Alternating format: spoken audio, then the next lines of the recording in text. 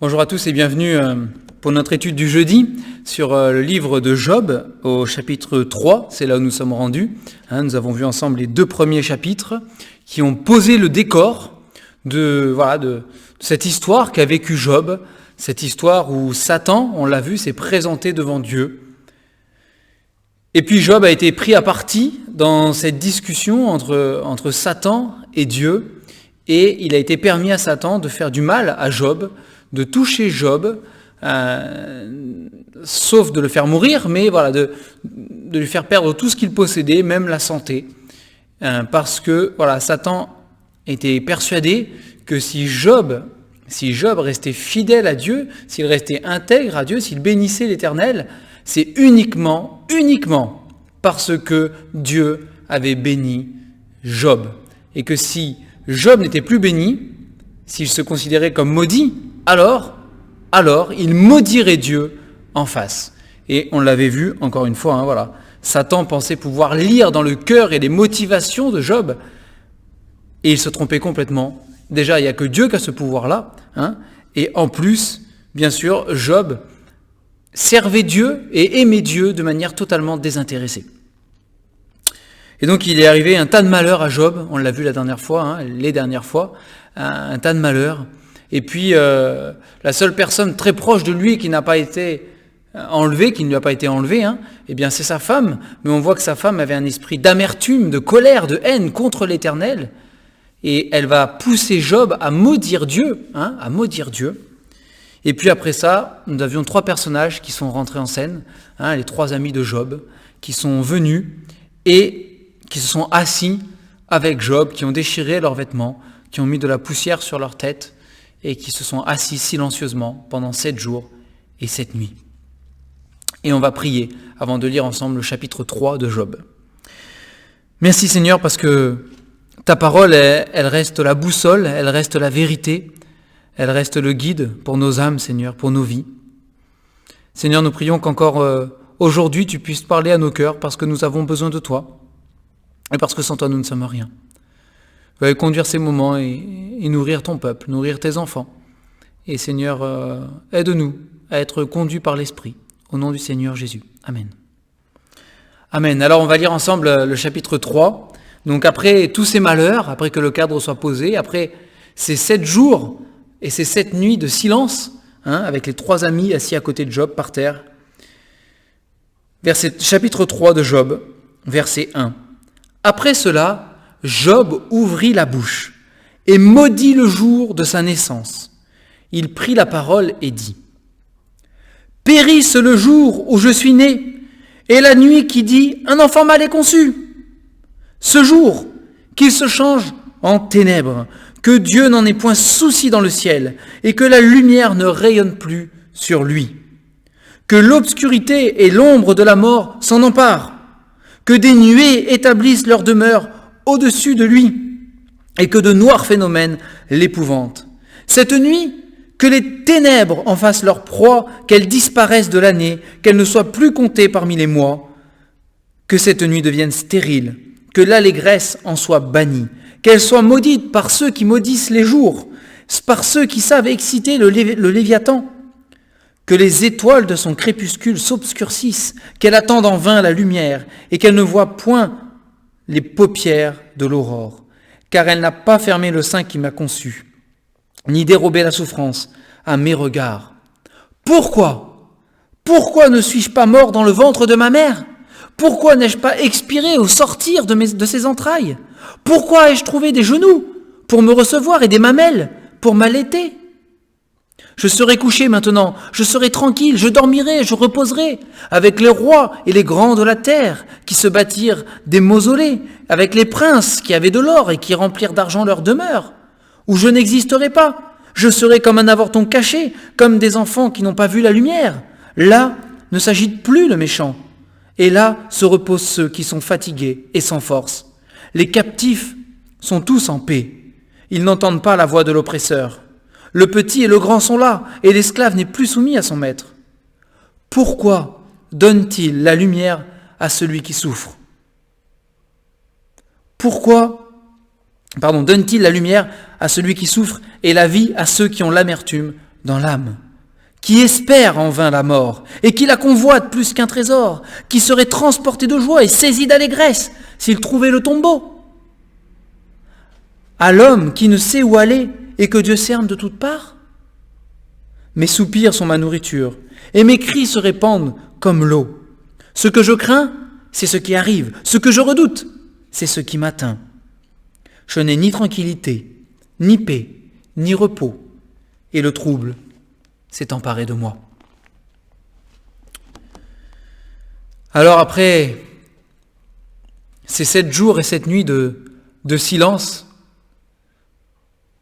où il y avait sans doute que des pleurs, des sanglots, des cris, mais pas de paroles, où il y avait sans doute dans la tête de Job, et dans la tête des 3 amis aussi, on le verra après, mais on va se concentrer sur Job aujourd'hui. Dans la tête de Job, il y avait sans aucun doute tout un tas de pensées qui tournaient sur ce qu'il avait vécu, tout un tas de questions qui étaient là au fond de son âme. Il est dans une détresse sans nom, une détresse incomparable. Il a vécu et il vit des choses atroces.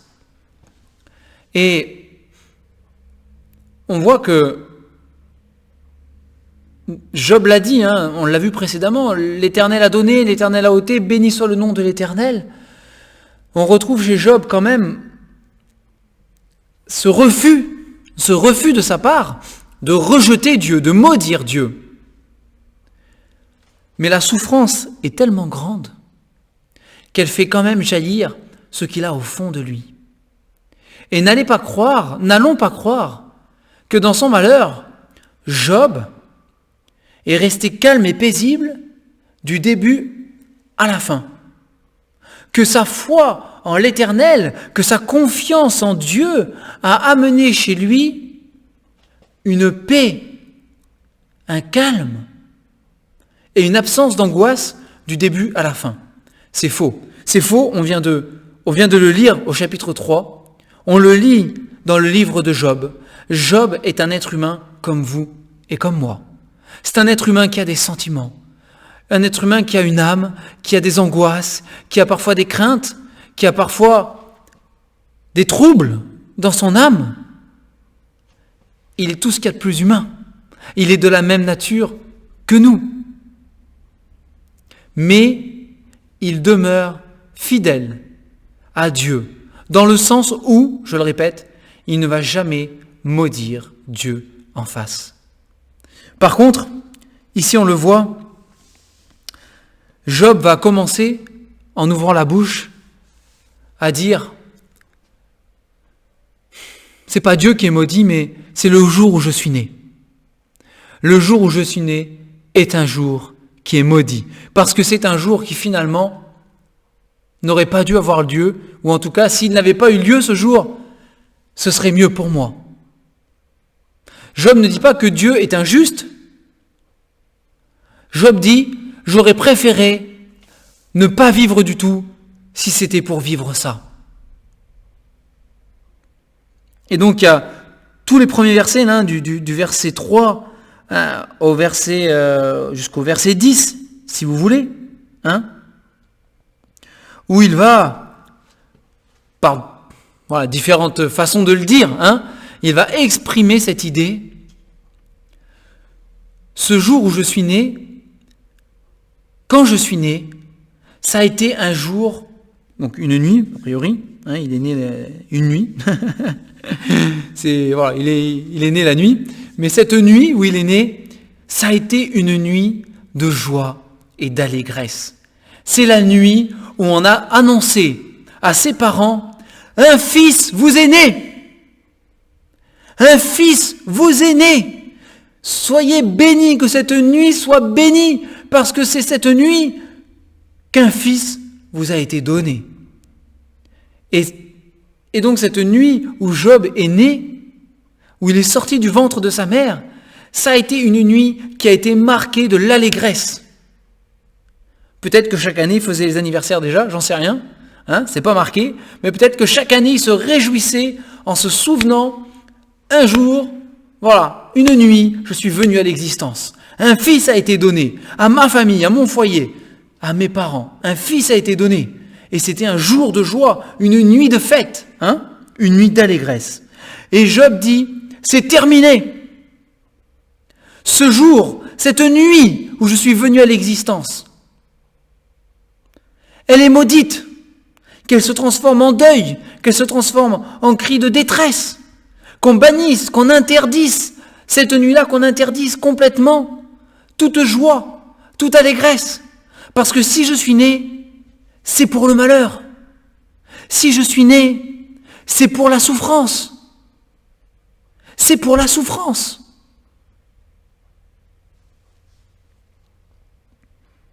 Alors c'est ce qu'il dit dans ces 10 premiers versets là. Ce moment qui était un moment de joie,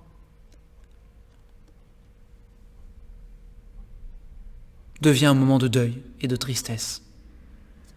Et il faut comprendre Job, dans ce qu'il vient de vivre, il a vu ses enfants mourir, tous ses biens être enlevés, sa santé lui être retirée, en l'espace de quelques jours, à peine. Il ne comprend pas ce qui lui arrive. Il ne comprend pas ce qui lui tombe dessus. Et son âme est troublée. Et frères et sœurs, ça nous arrive aussi à nous. Tout va bien. Tout est béni autour de nous. En tout cas, ça le semble vraiment. Et tout d'un coup, bam! Il nous arrive quelque chose. Wouh! On se retrouve sonné. On s'y attendait pas. On se prend une claque. Et on tombe là et puis on comprend pas ce qui se passe. Pourquoi? Pourquoi, Seigneur? On comprend pas. Et au fond de nous-mêmes, pour nous qui sommes enfants de Dieu, on a ce combat. On a cette part de nous qui fait confiance à l'Éternel. On a cette part de nous qui veut demeurer fidèle et ferme en toutes choses et qui ne veut pas s'inquiéter, qui ne veut pas se faire troubler, en fait, par les circonstances. Parce que nous voulons rester selon ce que Dieu demande. Et nous avons cette autre part en nous qui est sonnée, qui est atteinte dans ses émotions, qui est atteinte dans sa compréhension parfois des choses et on ne comprend rien. Et on est troublé d'un autre côté. On est parfois angoissé, parfois on est complètement au fond du trou, abattu. Et on a ce combat en nous qu'on retrouve chez Job. Et dans ce combat, le livre de Job, ce chapitre 3 nous apprend une chose. C'est que dans ces moments où nous sommes au fond, dans ces moments où on ne comprend plus rien, où on est troublé dans notre âme complètement, nous avons le droit, frères et sœurs, c'est important, nous avons le droit de le dire à Dieu. Nous avons le droit d'ouvrir la bouche et d'exprimer à l'Éternel ce que nous ressentons au fond de nous. Combien de fois, dans la parole, nous trouvons des invitations à parler, à prier, à dire à l'Éternel ce que nous ressentons, ce que nous sommes, nos sentiments. Lisez les psaumes. Combien de psaumes où David ou d'autres auteurs des psaumes vont ouvrir leur cœur devant Dieu, vont le répandre. Et ils vont dire des choses parfois, nous on dit, oh là là, moi jamais j'oserais prier ça. Que mes ennemis soient exterminés, jamais j'oserais le prier. Que le jour de ma naissance soit maudit, Seigneur, jamais j'oserais le prier. Mais dans les moments les plus durs que nous traversons, nous avons le droit de répandre notre cœur devant le Seigneur. Sans que personne ne nous juge, sans que personne ne nous pointe du doigt, sans que personne ne vienne nous accabler davantage. Nous avons le droit d'ouvrir notre cœur devant le Seigneur et d'ouvrir la bouche pour dire, Seigneur, j'aurais préféré ne pas vivre si c'est pour vivre ce que je vis. Et donc, après ces 10 premiers versets, vous avez des idées qui se répètent forcément ici, mais vous avez quand même 2 choses. Vous avez 2 pourquoi. Un premier pourquoi au verset 11, et qui s'étend sur les versets qui suivent, et un deuxième pourquoi au verset 20 et qui vont s'étendre aussi sur les versets qui suivent. Le premier pourquoi de Job, il est violent. Enfin, nous, quand on le lit comme ça, il nous apparaît comme violent. Mais à sa place, on se dit, on aurait dit pareil, quoi. Pourquoi ne suis-je pas mort dans le ventre de ma mère ? Job dit, si je suis venu au monde pour vivre ce que je vis aujourd'hui, j'aurais préféré mourir avant de naître. Et il explique pourquoi. Ou mourir juste après sa naissance, c'est ce qu'il dit. Soit avant de naître, soit juste après sa naissance. Et il explique pourquoi. Il dit parce que ceux qui sont morts, ceux qui sont partis déjà, eux, ils sont déjà en paix. Ils ont et ils vivent une paix qu'aujourd'hui, on m'a retirée, dont moi je suis privé, dit Job, aujourd'hui. Une paix qui a cédé la place à la détresse, à la souffrance, à l'angoisse, au trouble. Il dit, mais si j'étais mort, si j'étais jamais venu à l'existence, ce serait plus simple. De même que les rois de la terre, après tout ce qu'ils ont vécu, sont morts. Les petits et les grands, verset 19, le petit et le grand sont là, l'esclave n'est plus soumis à son maître. Une fois qu'on est derrière, une fois qu'on est mort, il dit, on est libéré des choses de cette terre, on est libéré de toute cette souffrance où on n'en peut plus. Et surtout, lui dit, où j'en peux plus. J'aurais préféré mourir. Combien je serais plus heureux, dit Job. Combien je serais plus heureux, mort que vivant. Et à qui ça n'est pas arrivé une fois dans sa vie, ou à qui ça n'arrive pas du tout une fois dans sa vie, si ça n'est pas encore arrivé, c'est peut-être dans l'avenir, où on vit quelque chose de tellement terrible, tellement tragique, qu'on se dit franchement, je préférerais être mort que de le vivre. Je préférerais être mort que de vivre ça. Et combien de personnes ne s'arrêtent pas à le penser, mais malheureusement, pour le coup, franchissent le pas et se donnent la mort. Pourquoi ? Parce que plutôt que de vivre cette souffrance qu'ils vivent, alors je ne parle pas de personnes qui ont des pathologies, c'est différent, mais au-delà de la pathologie, simplement des gens qui sont brisés, complètement brisés, plutôt que de vivre cette souffrance qui leur paraît insupportable, ils préfèrent mourir en disant au moins je serai libéré. Et il ne faut pas se le cacher, c'est la pensée de Job ici. La mort m'est préférable à la vie. La mort m'est préférable à la vie. Parce que mort, je serai en paix. Bon, pour Job, je serai en paix parce que je serai avec Dieu, n'est-ce pas ? Mais mort, je serai en paix. Je serai en paix. Alors c'est fort quand même, C'est intéressant, vous savez, parce que on le verra quand on arrivera à la fin de Job. Dieu ne va pas reprocher à Job les paroles qu'il prononce ici dans sa souffrance, dans son mal-être, dans son trouble. Le deuxième pourquoi, c'est au verset 20. Ça rejoint un peu la notion du premier. Pourquoi Dieu donne-t-il la lumière à celui qui souffre et la vie à ceux qui ont l'amertume dans l'âme, qui espèrent en vain la mort et qui la convoitent plus qu'un trésor, qui seraient transportés de joie et saisis d'allégresse s'ils trouvaient le tombeau, à l'homme qui ne sait où aller et que Dieu cerne de toutes parts. Job, il a une question dans sa souffrance. Seigneur, pourquoi tu ne me rappelles pas à toi ? Pourquoi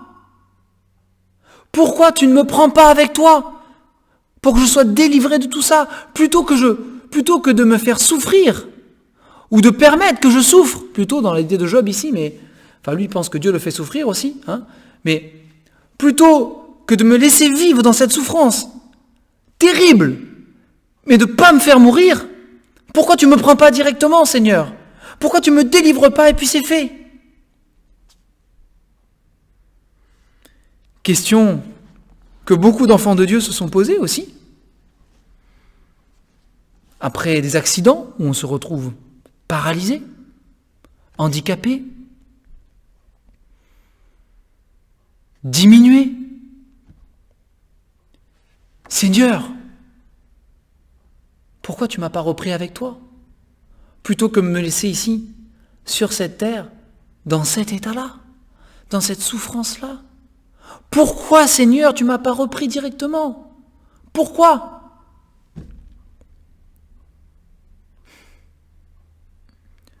Pourquoi? Alors Job,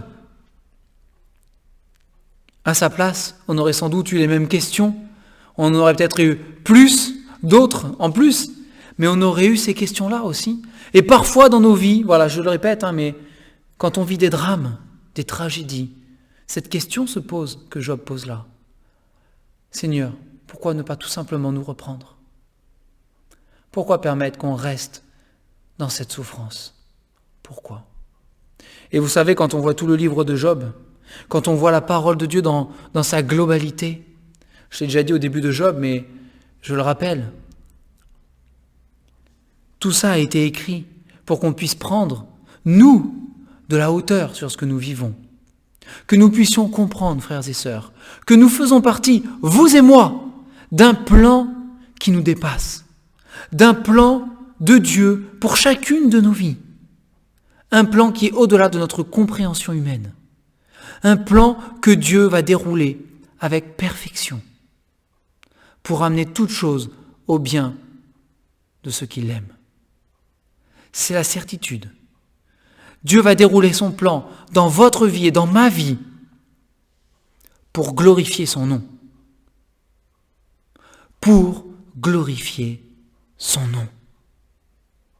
Si Dieu n'a pas repris Job à ce moment-là, c'est parce qu'il avait en vue pour Job et pour nous qui allons avoir après le témoignage de Job écrit dans la Bible. Dieu avait prévu pour lui, pour ses amis, pour nous encore aujourd'hui, de glorifier son nom, de montrer comment Dieu agit dans la vie des hommes, comment il se glorifie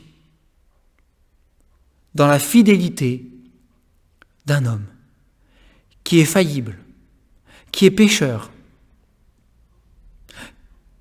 qui est limité dans sa compréhension des choses, mais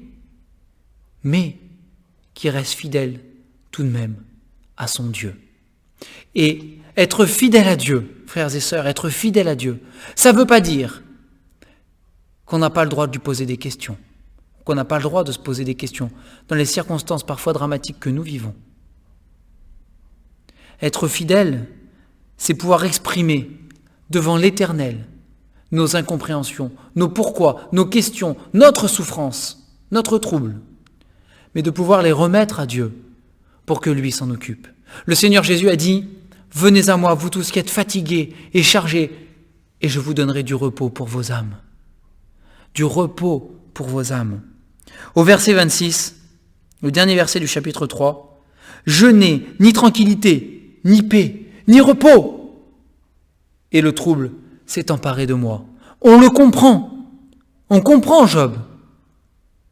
La solution pour Job, pour vous et pour moi, elle est la même. Elle s'appelle Jésus-Christ. Tout au long du livre de Job, Job cherche Jésus-Christ. Il cherche Jésus-Christ. Nous connaissons Jésus-Christ. Nous l'avons rencontré. Nous l'avons trouvé. Nous l'avons rencontré. Nous l'avons aimé. Nous l'avons suivi.